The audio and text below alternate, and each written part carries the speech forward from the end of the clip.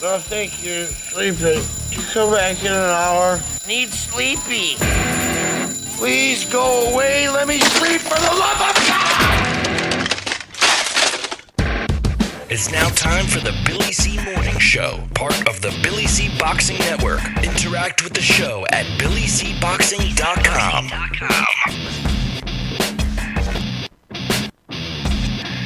And we're coming to you live from the Billy C. Studios in Lake George, New York. I'm Bill Caliger, and it's time for the Billy C. Morning Show. Good morning to everybody.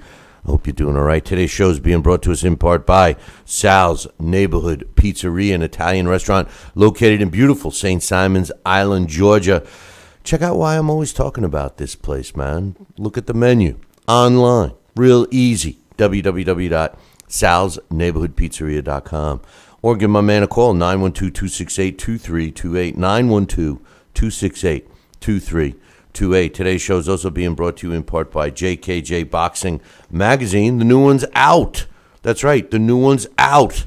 Now, if you haven't subscribed to this magazine, what the hell are you waiting for? It's for free. Go up to our website, www.billycboxing.com, and click on the JKJ Boxing Magazine cover, which has been updated. You got the new one up there, and sign up for it today. Now, fear not, if you're too lazy and you don't want to sign up for it, later on when I read the trivia question, the winner of the trivia question will get a copy of the magazine that I'll be glad to send out myself. Today's show is also being brought to us in part by my book, Tom Molina, From Bondage to Baddest Man on a Planet, is available right now where all good books are sold. And you could literally get a copy of it right now by visiting barnesandnoble.com or amazon.com and get yourself a copy. I was up at the Hall of Fame this past weekend.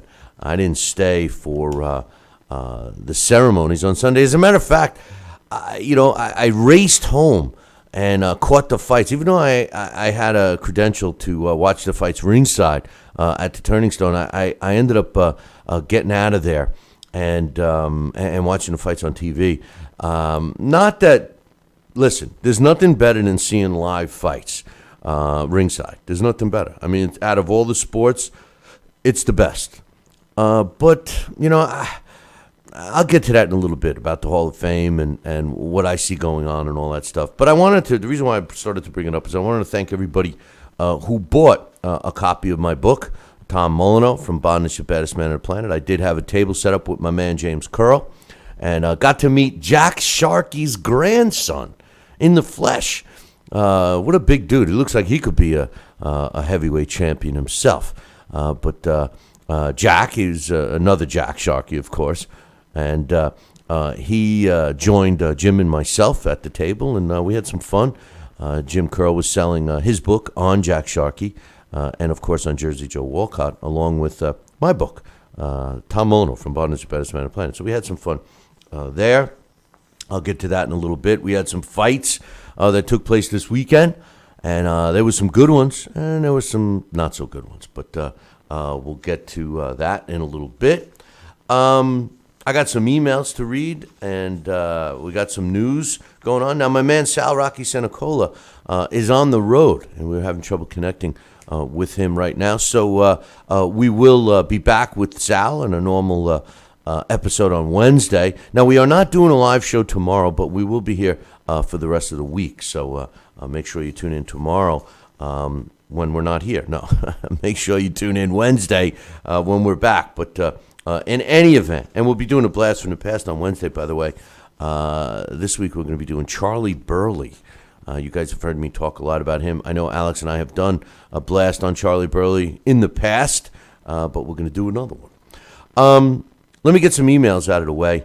Right now, my man Jesse says, hey, Billy, see, I got Ruslan Shagayev over Molina in 5 rounds. Molina does not have any defense. Well, I guess Jesse's prediction was a little off. So we will read the rest of his email. But I'll talk about that fight here in a second. But he says, Billy, how would Ali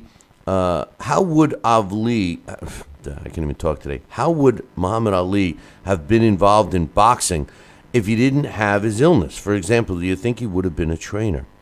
Good question.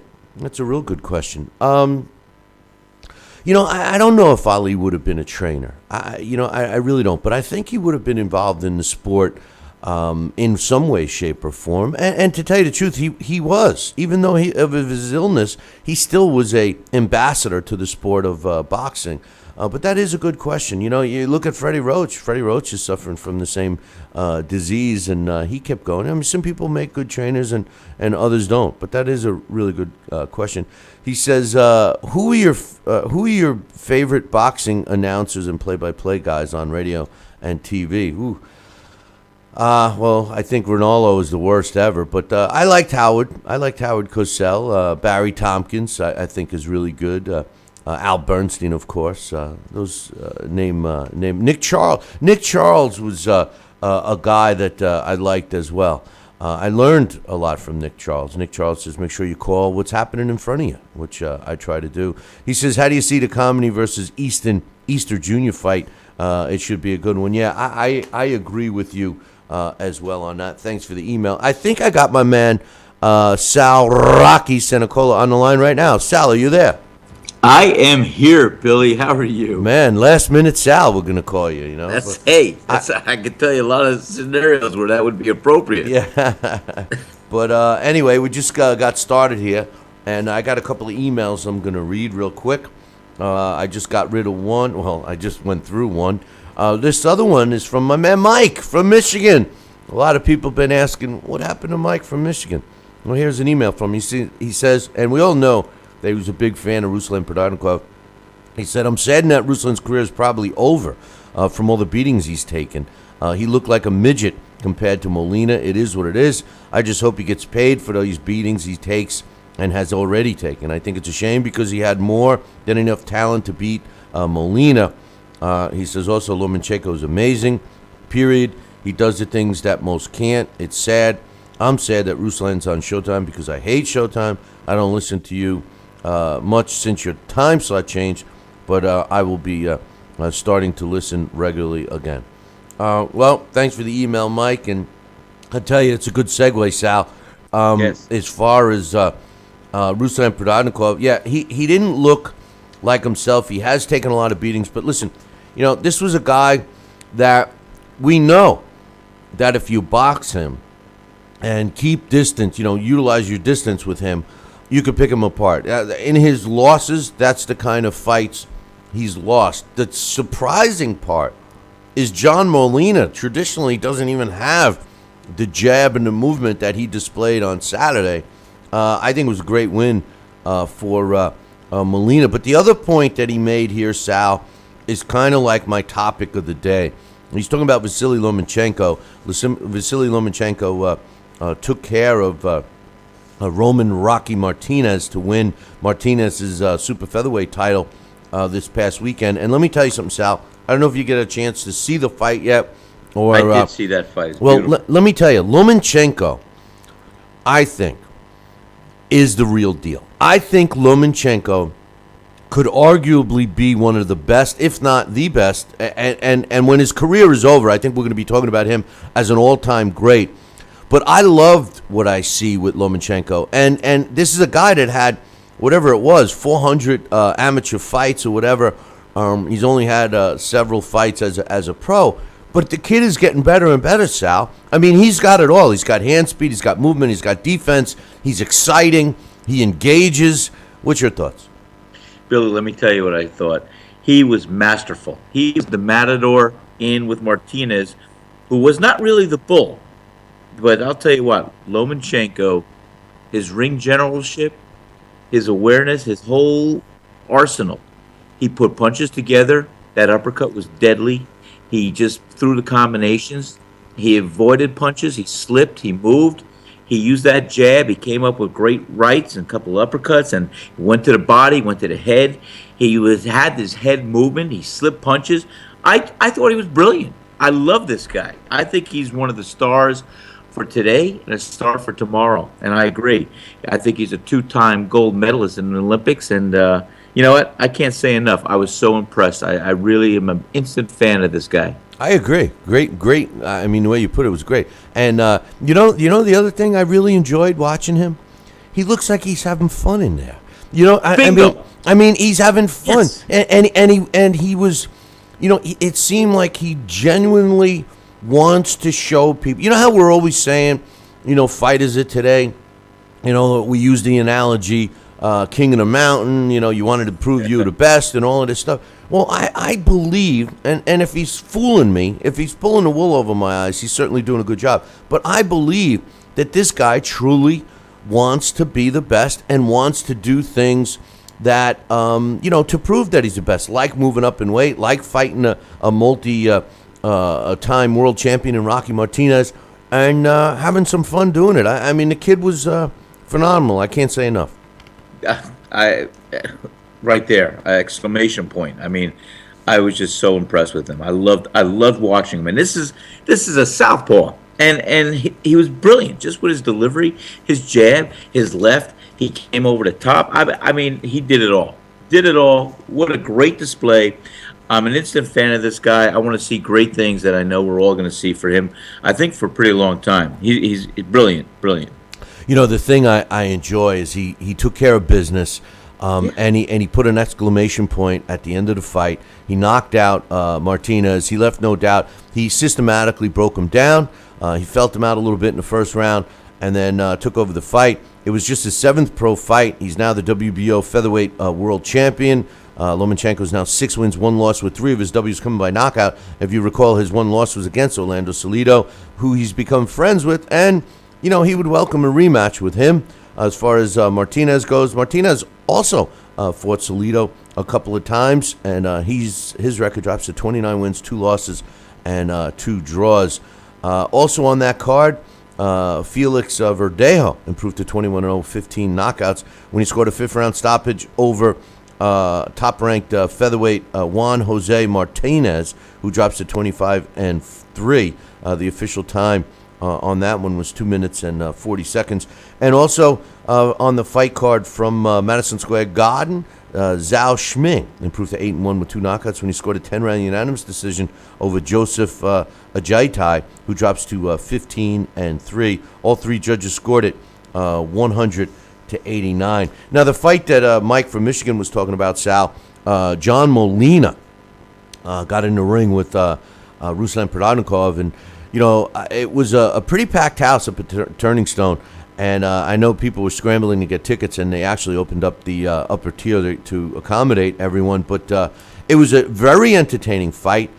But kudos goes out, and I know Provodnikov was the favorite in this fight, and I personally picked him myself. But kudos goes to John Molina, Sal, for fighting the right fight.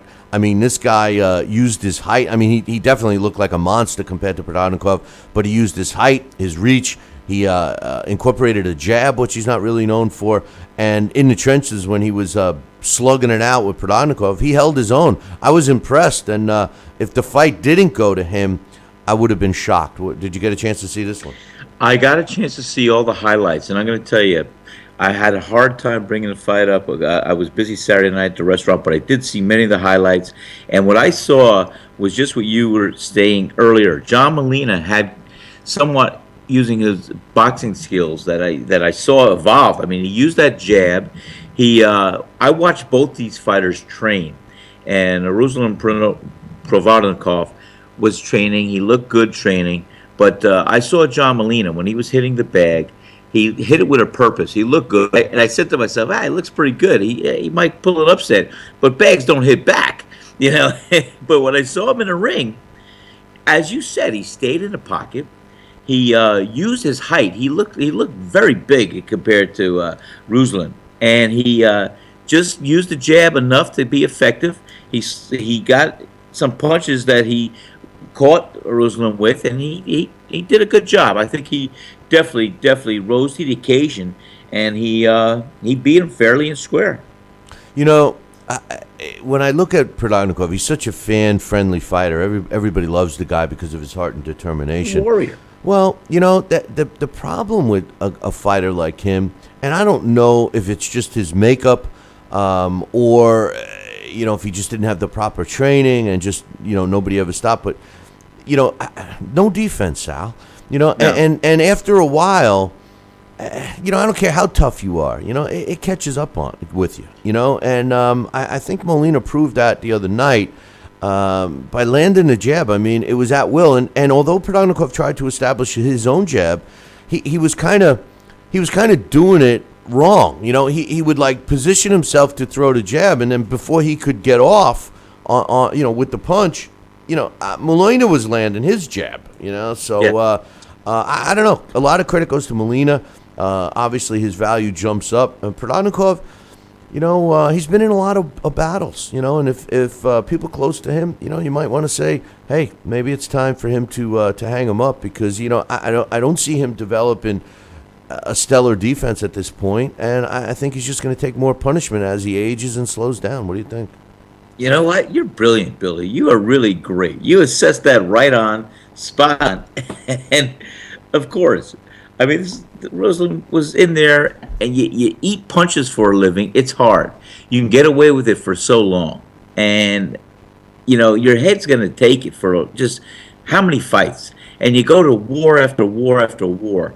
And if you don't protect yourself, there's going to be that time where you're going to go in that ring, and your mind's going to look for what your body can't deliver. And I'm not saying he's at that stage. It's not for me to judge. But that's going to be something he's going to look at the mirror, and he's going to see what's motivating him now. What is going to happen? Why isn't he responding the way that we thought he would that night? And I agree. He might have to look in the mirror and really ask himself some big questions. And you can't teach this old dog new tricks. He's not going to start developing stellar boxing skills and slipping punches at this stage. I tell you what. When he looks in the mirror this morning, he's going to see some puffiness and man. maybe a different guy looking back. But I'm not what to call the kettle black, because man, my face looked to rearrange a few fights too. I was up at the Hall of Fame, and it was kind of a bittersweet thing for me, because first of all, it was a very low turnout, and I was a little disappointed in some of these broadcasts that I had to listen to, because I was watching them. A lot of times I like to DVR them and watch them the following day, but I was watching them live on Saturday. And, I mean, the fight out of Madison Square Garden, they're talking about the Puerto Rican fighter who was fighting Felix Verdejo. Not once did they mention, Hector Macho Camacho, who is meanwhile getting inducted into the Hall of Fame. I got that feel that this past weekend up at the Hall of Fame, that there weren't people really oohing and ahhing over Hector Macho Camacho. And I was a little disappointed, because Camacho was a great fighter. He really was. A lot of people remember him in that second and third and fourth part of his career when he was hanging on a little too long. But the other thing I noticed was that the turnout up at the Hall of Fame was very poor. A lot of people were saying, oh, it's because of Ali and his funeral. And I'm not so sure. This is what I'm seeing. And I hate to constantly talk about, but I have some proof to back it up. And I talked about this last week, Sal. We look at other sports. And speaking of other sports, by the way, congratulations to the Pittsburgh Penguins. They beat the Sharks 3-1 to win the series, win the Stanley Cup. They won the Cup, the Stanley Cup Series 4-2, and they added. This was the fourth Stanley Cup that the Pittsburgh Penguins got in the history of their franchise. So congratulations to them. Right. But I'm sitting there, and when you compare other sports, you end up with lifelong sport fans. What I mean by that is generally a dad, a mom, a dad, whatever, they grow up a fan, in my case, a Jet fan, and when the kids are born, they become Jet fans, and unless they move someplace and follow another team, whatever, or they, find a husband or a wife and, become another team, whatever. But generally my point is you have lifelong fans of other sports, baseball, Yankee fans, all this stuff, right? Well, my kids, good example, Yankees and Giant fans. Exactly. Mine too, Mets and Jets, But in boxing, in boxing, the two better teams in New York, the Mets and Jets. But in boxing, it's not so much, right? And I'm looking around at the Hall of Fame this past weekend. By the way, we're not going to take any breaks because today's show is going to be cut a little short, so we're not going to take any breaks today. And, you know, I'm looking around and I'm seeing the crowds that are there. And what I'm noticing, and the differences with the Hall of Fame was what it was years ago and what it is now, is years ago, the accessibility to the fighters was much better. I mean, they would be walking around on the grounds, and you could go up to them, you could talk to them, you could get an autograph if you want, a picture, whatever. And, you know, what used to be was a lot of kids. So, you know, you or I, Sal, being boxing fans, you know, we might want to bring our kids up there, and we show them, oh, this is, you know, Boom Boom Mancini, this is Marvin Hagler, et cetera, et cetera. And, you know, as a kid, when you meet an athlete like that, it's a lot easier to become a fan. Well, what you're seeing now is you're seeing the older guys, you know, my age and older. You know, you're not seeing that many young people. The kids are non-existent. And one of the reasons is because the fighters are not accessible anymore. The powers that be at the Hall of Fame herd them in and out like cattle. They don't even, I mean, I was trying to talk to my friend, a good, close friend in Harold Letterman, and they're literally pulling him away while he was fighting with them to stay and chat with me. And I handed him a book and everything. And it was kind of sickening to see. And, you know, the end result is, you know, the powers that be at the Hall of Fame want you to buy, you know, spend extra money, buy $150, $200 tickets to a dinner where you get to line up like everybody else and get a very impersonal meeting or autograph.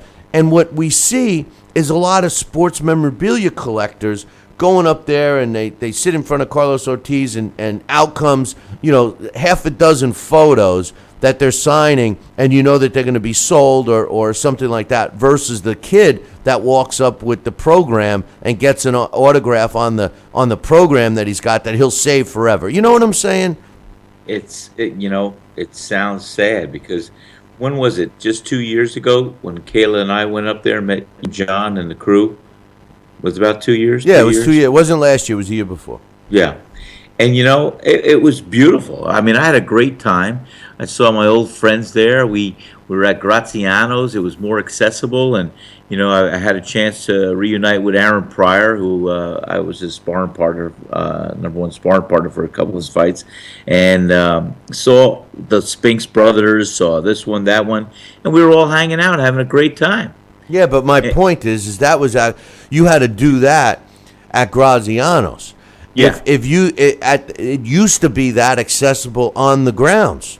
They used to say, you know, hey, Leon Spinks is on the grounds, and you turn around and he's standing there, right, you know, right with you. Right. You know, it's not like they have security. They usher him in. It's like the walk to the ring. You know, they ushering him in. They you know, and to me that ruins it. We're talking about a little one-horse town here. We're talking about nothing else. Yeah, nothing else going on. You know, 364 rest of the days of the year, nothing else is going on. And you know, they should welcome it instead of trying to make it so commercial. And that's exactly what's happening. Then here's another point, Sal. I watched Demetrius Andrade fight Willie Nelson, and you know, I think Andrade is probably one of the best fighters in the sport today. But this is how the sport has changed.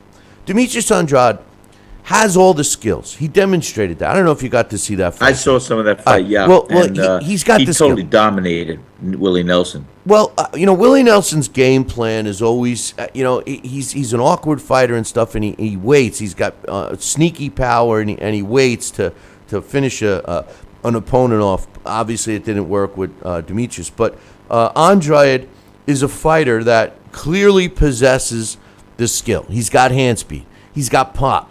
You know, punching power behind his. He's got some pop behind his punch. He's got great movement. He's very fluid in there.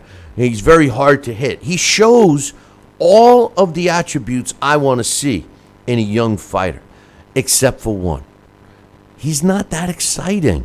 He fights in drips and drabs. And here's the worst part. He goes back to the corner, and they say to him, hey, great flurry. You know, and I'm sitting there and I'm thinking, yeah, and I'm thinking and I'm saying to myself, this is how, no, I'm 100% serious, all right? I know. This is how the boxing fan today, okay? This is how the boxing fan today has been programmed to compare and to look at fighters and classify them as a quality fighter or not, based on one or two exchanges during a 12-round fight that they assume makes this guy a superstar. And I'm not just singling out Demetrius because he's not an exception. He's the norm. In other words, they throw one good left hook, and you'll hear the fans say, "Man, the guy's got a great left hook." What, for throwing one? Every fighter knows how to learns how to throw a left hook. You got Joe Frazier threw them all fight long. Roberto Duran worked the body all fight long. Julio Cesar Chavez worked the body all fight long. He was a body puncher. You don't land a couple of body shots and all of a sudden have people talking about he's a body puncher. It's not the case. And I started thinking, Sal, and that's the problem. Fighters of yesteryear used to develop, and we used to see a career worth of body punching if he was a body puncher. Or if he had hand speed, he would show the hand speed. He was exciting. He would be exciting from opening bell to closing bell. Today, we're seeing drips and drabs. Out of a 3-minute round, you got 20 seconds of superior technical skill, and everybody's applauding like, he demonstrated everything. I don't know where it's been. Everybody picks and chooses their time. Demetrius Andrade is a quality fighter. He should be exciting. Lomachenko, this is the difference. This is what I was talking about, Sal. Lomachenko looks like he's trying to do all these things and be the complete package, including being entertaining, where other fighters continue to fight safety first. Well, that's why the Lomachenko brand is going to be established and has been established, and I believe is here to stay. I mean, I love the way he put those combinations together. And, where Rocky Martinez, he threw one punch at a time, if he was lucky. And nothing got off. Nothing was put together. And as you're saying, these fighters today, I don't know how they're being trained, but the combinations are what wins the fights more times than not. And each punch you throw sets up the next punch. It's the whole evolution of the combination. You're throwing one punch, your body's in position to come back with the other. Bang, bang, bang, bang. And, you don't see the fighters putting the punches together today, as you don't see the fighters using the head movement, the slipping. A good portion of them. There are those exceptions. And like Lomachenko, he's an exception. We love him. Yeah, and the problem that I'm seeing. Okay, like here's another example. All right, the other example is in the Willie Monroe fight. Now, I'm a big fan of Willie Monroe Jr. I know the team pretty well, and I like them. They're all really nice guys. But Willie Monroe Jr., who was in a fight with John Thompson, who, by the way, won a unanimous decision, the way the judges scored it, 96-92, 95-93, 99-89, to improve to 20-2 with 6 knockouts. If you recall, his last fight was against Triple G. John Thompson was actually moving up in weight. His last fight was also a loss to Liam Smith. He drops to 17-3. And what I see with Willie Monroe is I see a guy that's got some talent, but he doesn't put it all together. He fights cautious, safety first. And, even though he was winning the fight, he stays on his bicycle, and he just was satisfied, winning like that. Now, you could look at that two ways. You could look at the safety first. Why take a risk when you know you're way ahead on the scorecards and you're going to win? I look at it like, don't you want to build up some value in yourself? Don't you want fans to say, hey, you remember seeing that Willie Monroe fight? Or I'm just using him as an example. The fighters today, Sal, and I shouldn't just say fighters of today, but any fighter, what you want to do is build up a fan base, a following. And the way to do that is exciting. Like we're talking about the late, great Muhammad Ali last week, and there was a lot of discussion about him over the weekend up at the Hall of Fame. And, it's like this. Oh, you remember the fight against Foreman. Oh, how about the 3 Frazier fights? Oh, the Norton fights. Oh, you start in your mind, these fights all popping in your head. You think of You think of George Foreman, you think of great fights. Rocky Marciano, great fights. Marvin Hagler, Tommy Hearns, all these great fighters. You mention the name, and all of a sudden you're like, oh man, Hearns, Hagler, what a fight. Hagler Leonard, oh, what a fight. John the Beast Mugabe and Hagler. All these fights pop into mind. When you think of these other fighters that fight cautious first, you mention their name, and you can't even think of a fight. The last fight you think of is maybe the last one. And I don't get it. I don't understand how a lot of young fans have been programmed and drank the Kool-Aid and believe that is what boxing is supposed to be. The sweet science, yes, you're supposed to hit and not get hit, but you're still supposed to be in position to land a blow, Sal. You can't avoid a punch and then not be in position to throw one yourself. Then you reset the clock, and then you dance around. I mean, it just, listen, boxing needs to get some excitement back, and guys like Vasyl Lomachenko can do it. I agree. That's exactly a great case in point. And, Billy, just hearing you would have been a great trainer, pal. Because, I mean, that's also taught. And you've got to see the fighter who's got some innate skills and ability, but you've got to have a trainer over him to help him understand when you're in a fight, you can't fight scared. You got to fight to win. And you can't be afraid to lose, because if you're afraid to lose, you're afraid to win. You got to put it out there. And whatever's going through a fighter's mind today, some of these young guys coming up, you got to look at becoming a complete fighter on some level. Have some boxing skills. Be the puncher you are. Stay in the pocket. Look what you can do. Let one punch set up the next punch. Punch in combinations. Slips one punch, counter than the other.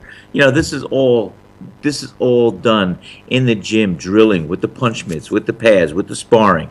But like I said, you need the good trainers out there to do it. You just said something that also was an observation for me over the weekend. The gym.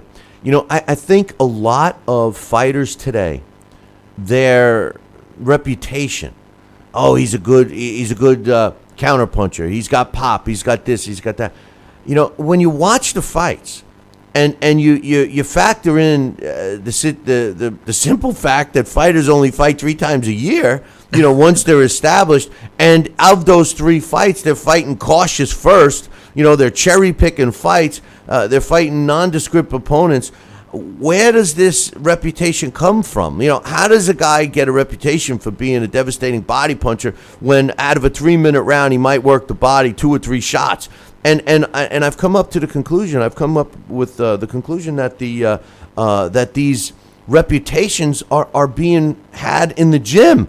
And people are spreading a reputation. Oh, he's a devastating body puncher because he's beating up sparring partners in the gym. He's certainly not doing it in the ring. And as I reflect on the Hall of Fame and all the great fighters that were there, Roberto Duran was there, and you think about their careers that were created and their reputations were created inside the ring.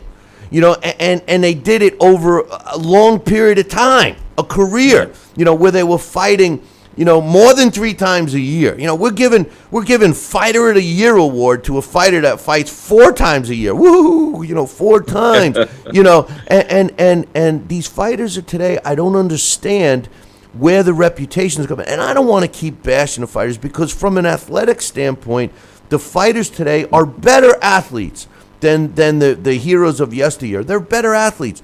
The business has changed, and it's not always the fighter's fault to take the roads that they take. But like Provodnikov is a great example. Here's a guy that is moved. He's in some great wars. He's got this fan base. And, at the end of the day, and this happens to everybody, Sal, you kind of age overnight especially in the boxing business. You could age during a fight. Why would they risk potential future by being so limited? They're so scared to risk other things that they're actually risking the longevity and a long-term career. It's a bittersweet scenario. Yeah, obviously, because you don't have people looking at the whole macro view of the picture versus the micro view of what's just in front of you. And that's planning. That's mapping out. That's things that some people are just a little too short-sighted to really see. There was a heavyweight fight up at the Turning Stone. Andre Fedosov, who won the Boxino tournament last year, he improved to 29 wins and 3 losses when he knocked out his opponent Mario Heredia at 1 minute and 33 seconds of the 6th round in a strange fight because Heredia hit the deck several times. He obviously had less than a granite chin, but he did land a lot of punches with Fedosov, and now Fedosov is going to earn himself a shot at somebody's belt because he seems to me like a not so dangerous fighter. He's got pop, but he's kind of on the short side for a heavyweight today. Leaves himself wide open. Again, Sal, to me, showing that the depth in the sport of boxing is not that deep. Well, again, and you know what? Let's look at a couple things. Back in the era you and I were talking about, and we don't want to keep bringing it up, but we had world-class, stellar legends being born and establishing themselves right in front of us. You're talking about the Sugar Ray Leonards. You're talking about the Marvin Haglers, the Roberto Durans. I mean, these guys were not just a household name while they were boxing. They came to be one of the best at their time in their era, and they're a tough benchmark to recall and to have others measure up to. It's just that much they were that great at their time.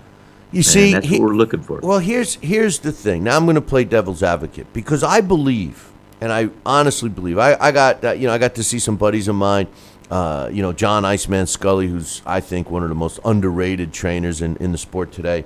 He was there. We were chatting a bit, and I think what's happening today is the lack of fights. The fact that fighters only fight 2 or 3 times a year is hurting the business. I do believe that the talent level of the fighters, a la their God-given hand speed and we know better nutritional approaches and all these other things, from an athletic standpoint and from a body standpoint, I honestly believe that the athletes of today are better than the athletes of yesteryear. The difference is the mindset. The difference is the willingness to go in there, and since we're talking about boxing, to go in there and take a shot to set up yours. You made a point earlier, Sal, about basically what you were saying is you got to set up the next punch. You use one punch to set your next punch up. As a matter of fact, that was how Lomachenko knocked out Rocky Martinez. He set up a punch. He landed with his first shot, which dropped the hands of Martinez, and automatically, because he's worked so hard on the gym, that other punch was already on its way. So when that hand dropped, it was not even a fraction of a second when that punch was there to land, not giving Rocky Martinez a chance to roll with the punch or move his head a little bit or whatever. That probably would have not resulted in a knockout. This was a knockout, Sal. Lomachenko. I saw it. He was flat on his back. Flat on his back.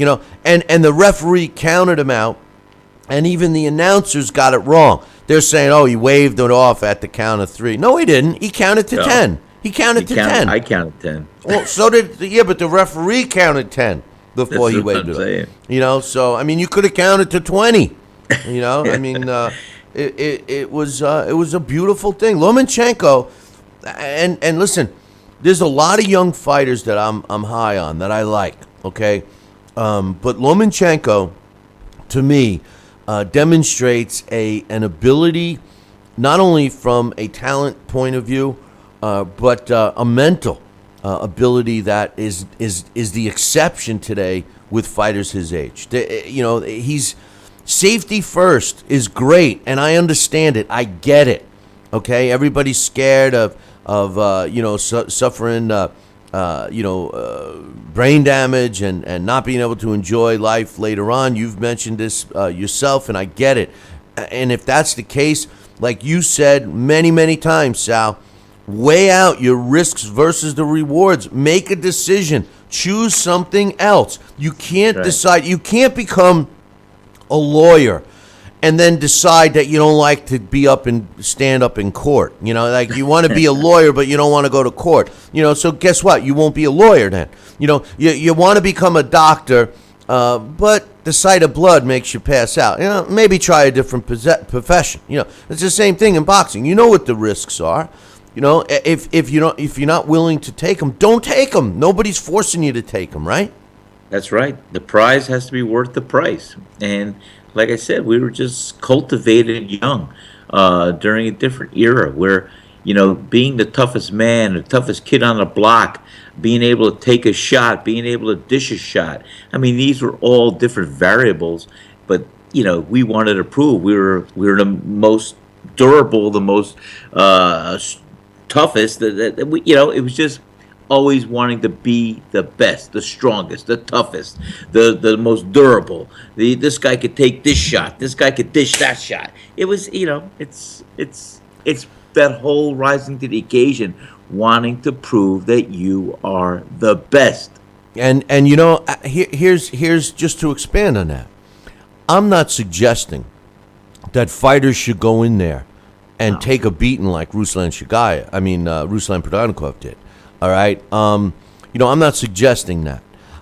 You know, if you're gonna be a fighter, you make that decision. You know what the risks are. You know what the potential rewards are. Well, then it's up to you and your team. And you know, that's an important factor because you've got to make sure you surround yourself with the right people to learn how to avoid those shots, Sal. You know, I mean, not every great. I mean, Lomachenko. I don't keep wanting to point out him, but you know, he had such a great performance this past weekend that I like to use him as an example. You know, there's a guy that rolls his head. You know, he's not going in there, guns ablazing without any defense. The guy can move. He's a well-rounded fighter, and that's what makes the difference between, you know, a quality fighter and a not so good fighter. Like Demetrius Andrade, he's a good fighter. He could be one of the best. He could arguably be the best junior middleweight out there today. But he needs to step on the gas.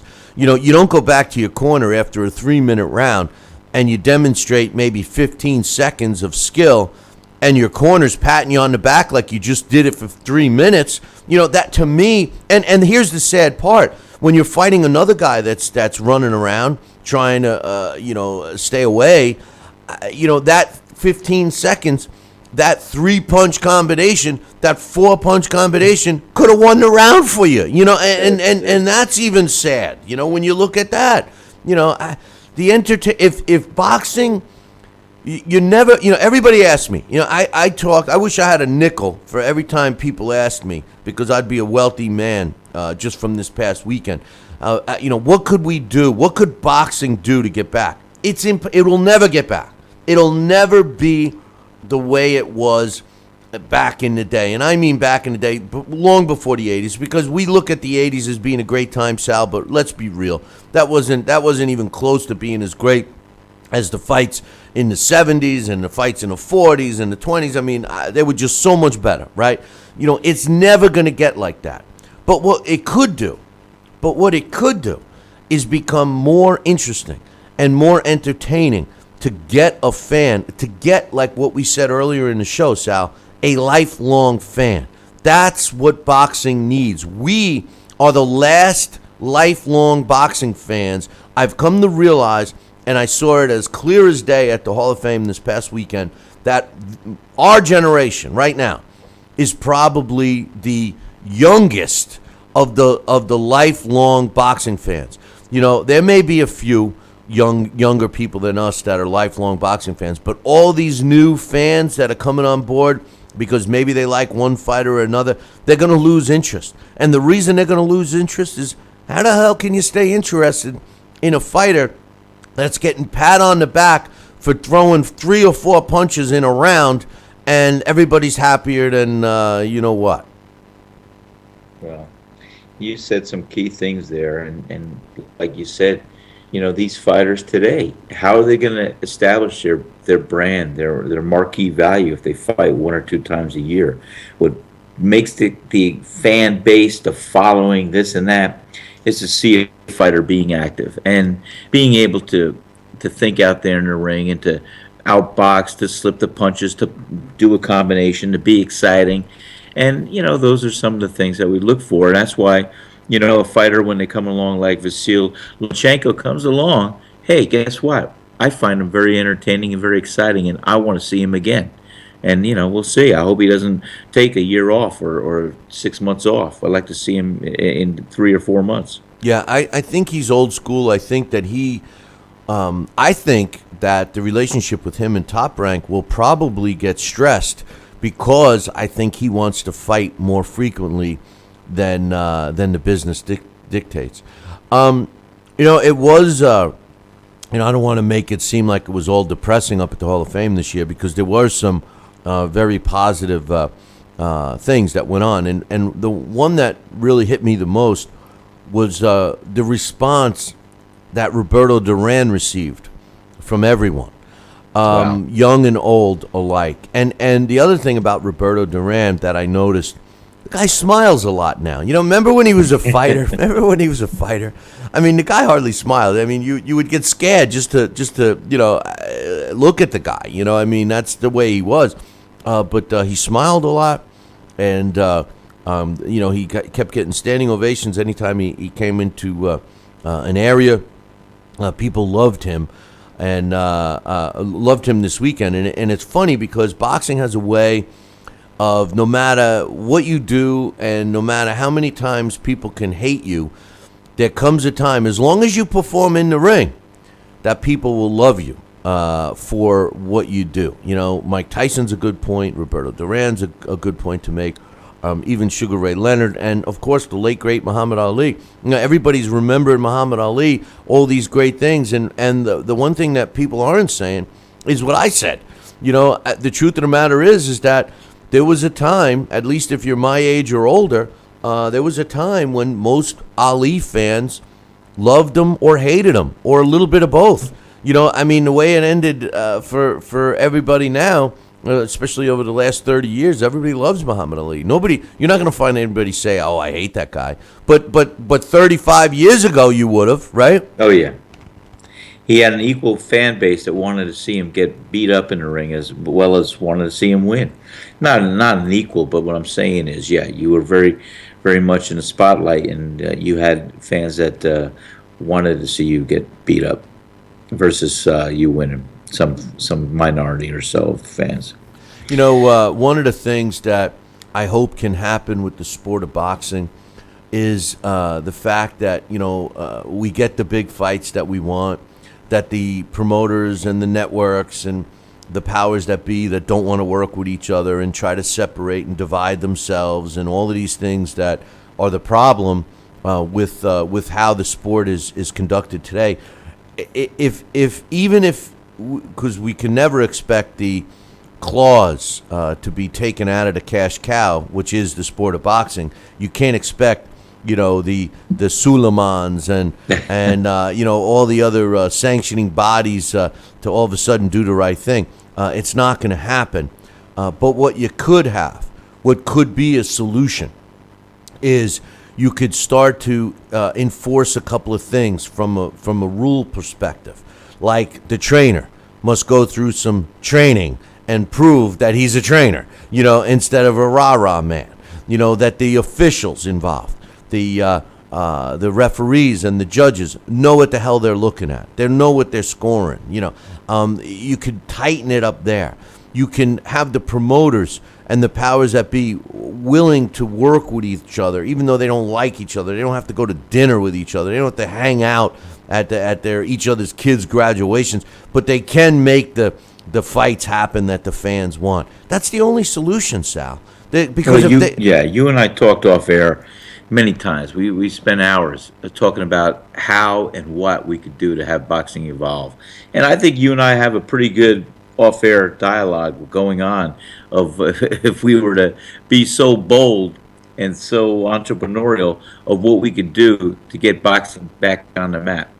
Well, small club shows, without alluding to what we're going to release soon, but small club shows are the backbone of the sport, and to me, that's the exact piece of the sport that's being affected the most.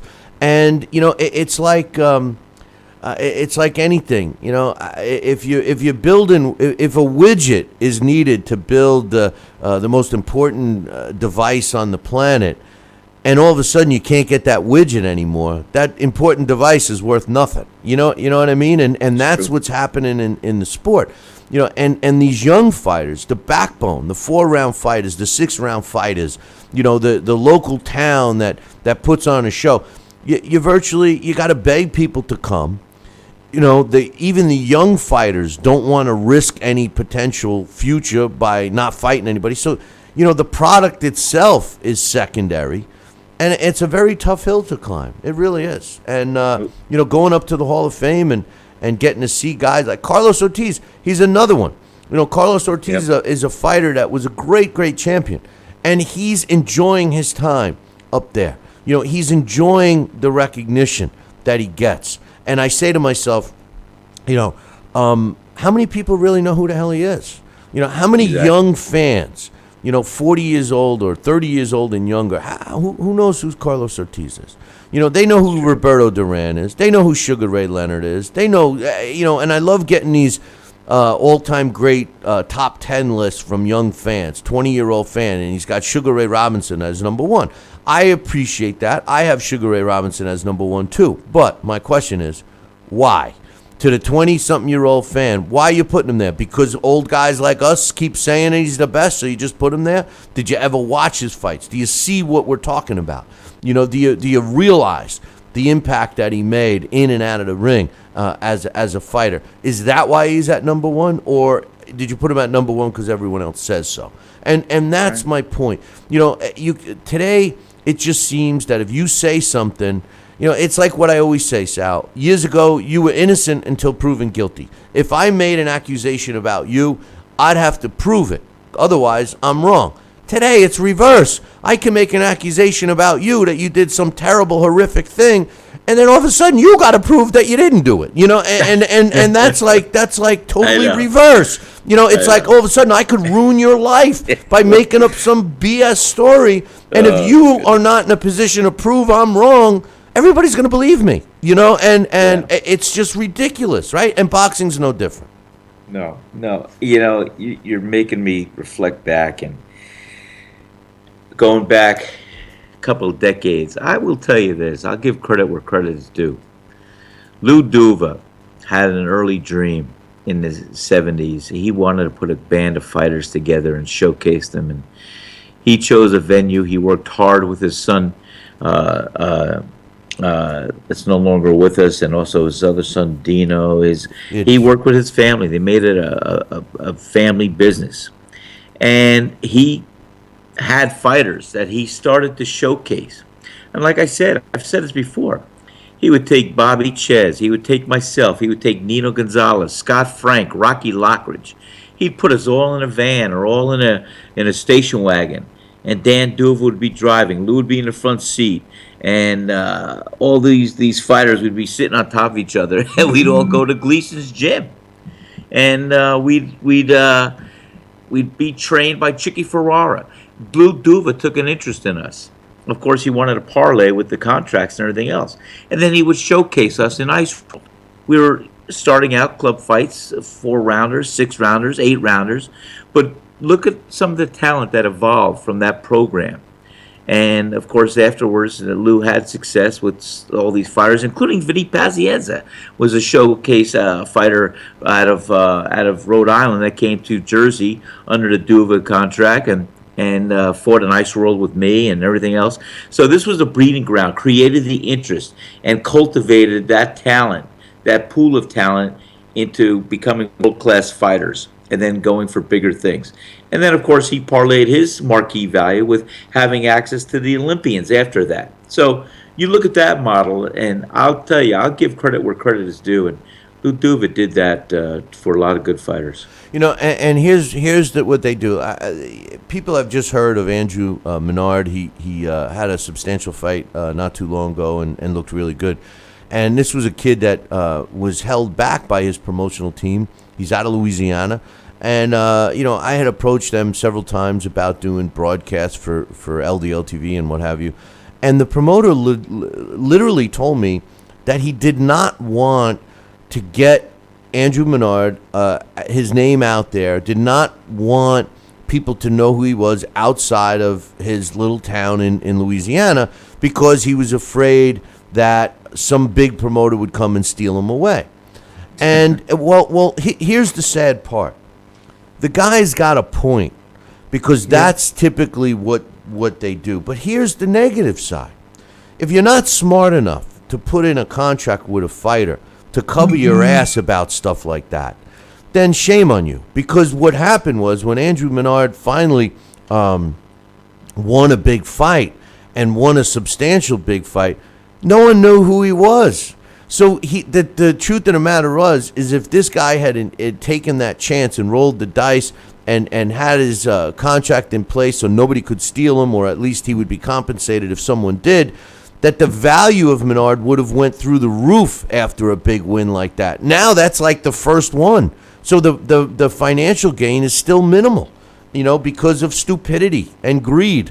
And, that seems to be what a lot of fighters do. And anyway, listen, the breath of fresh air, the shining light this weekend with the fights anyway, I thought Vasyl Lomachenko knocking out Rocky Martinez was it. I also really enjoyed watching Demetrius Andrade, at least from a technical standpoint. He's got all the tools. I wish he would use them more often instead of saving. It's like the guy's saving, and then it's over, and you never get to use it. This is a guy that's got to be a little more busy. I also hats off to John Molina for having a great performance against Ruslan Provodnikov. It'll be interesting to see where Provodnikov goes from there. But hey, Sal, I got a couple things as we wrap it up here. I can only go a few more minutes. And the thing is this, for everybody, we will not be doing a live show tomorrow, but we will be back Wednesday with a full show and the rest of the week, so mark that one down. But I got a trivia question today, and on the line is a JKJ Boxing magazine, which I'll be glad to send to you if you get this question right. The question is this. What do Ted Kid Lewis, Dave Shade, and Young Stribling all have in common? I'll give you a hint. Let's see. What kind of a hint should I give him? It has something to do with the amount of fights that they had, but it's not just the number of fights. It's how quickly they obtained a special number. All right. So if you're the first one to answer this question, what did Ted Kid Lewis, Dave Shade, and Young Stribling all have in common? By emailing me, Billy@TalkinBoxing. That's TalkinBoxing.com. I will give you a copy of the latest JKJ Boxing magazine. So good luck to everyone on that one. Also today, on this day in boxing history, Sal, June 13th, in 1935, James Braddock wins a 15-round decision over Max Baer to win the world heavyweight title. It took place in Long Island City, New York, on this day in 1935. Wow. Everybody remembers James Braddock in the movie, The Cinderella Man. And interesting thing about Braddock, New Jersey guy, was financially strapped, had to get some public assistance, and as far as I know, was the only guy to ever walk back in there and give back the money, after he had it. And they're going, you don't have to do that. Yeah. You don't have to do that. And he's, no, I want to do that. And he did. You know what? That's big. That is big. To me, it was, for no doubt. I mean, unbelievable. Also, on this day, June 13th, in 1997, Darius Mighalchevsky wins a 12-round decision over Virgil Hill to win the IBF and WBA World Light Heavyweight titles, and that took place in Germany. Michalczewski was a guy that a lot of people I was talking to up at the Hall of Fame feel will get inducted next year when he's eligible, so we'll see. And finally, on this day in 1992, Joey Gamache knocks out Chil Sung Chung in the 8th round to win the vacant WBA World Lightweight title. Took place in Portland, Maine. I got one other thing I want to mention that's not in boxing today, Sal. It's kind of eerie. It took place yesterday. You guys all know I'm a big Jets fan, and I'm still holding on to when we won the Super Bowl when I was 8 years old in 1969. But the Jets punter for that symbolic win for football, because that joined the AFL and NFL, Super Bowl III. His name was Curly Johnson. Well, he died yesterday. He was 80 years old. And here's some interesting facts. Curly Johnson was a running back in football for a while too, but he was more known for being a punter, and he was a pretty good one at that. He was married for over 60 years. 80 years old, he passed away. He wore number 33 for the Jets. It was reported that he died Sunday at 3:33 p.m. Wow. That's kind of eerie, isn't it? I mean, that's kind of. I mean, a coincidence? Yeah, maybe. You know, but let's just leave it at that. 3:33. You had me thinking of my. I forget about. Yeah, 3:33. You know, it's like I guess if somebody wanted to get a message across, that was certainly one. But Yes. my thoughts, prayers, and condolences goes out Yes. to the friends and family of Curly Johnson. Hey, listen, we Myself. won't be doing a show tomorrow. Sal, you have any final thoughts today? I'll tell you. Well, I'm glad I could see that the show could be mobile, because I'm not in my Area 51 secret undisclosed area on St. Simon's Island. I am today with you at Hilton Head Island, and that's why I had a time trying to set up and get my Skype going and everything else. It was new for updates, but I have a beautiful view of the beach right now, and I'm enjoying this. I'm going to go for a nice run, and who knows, I might get inspired to make another comeback. Yeah, okay. You know what? Why don't you just enjoy yourself? Go find a nice place to eat and think about the other. I got my boys with me. We're taking a couple days, and it's beautiful. Right on the beach, on the Calabogie Sound, Atlantic Ocean. Literally, I can see the dolphins jumping from our living room window here. It's my father's and stepmother's old unit here. Beautiful on Hilton Head Island. Love it. The Miami Joe Dolphins? Frazier's from this area originally. Was from Beaufort. Beaufort, Or South Bluff- Carolina. Yeah. You know what? You should consider getting back into boxing as a trainer, because you got a potential champion probably looking at you right now, and your son Nicky. So maybe you do that. But Sal, I appreciate you sticking with the show, even though you're at Hilton Head right now, and we'll be looking forward to you on Wednesday. And so will I. I love it. Thank you so much. You have a great day, Bill, and we'll talk later. All right, my man. Take care. Take care, guys. Bye-bye. That's Sal Rocky Senecola calling us today from South Carolina, Hilton Head. And don't let him fool you. That's a real high-class place. You notice the connection with Senecola? He was always on the islands, St. Simon's Island, Hilton Head Island, next thing he'll be calling us from the Bahamas Island, hey, it just goes to show you.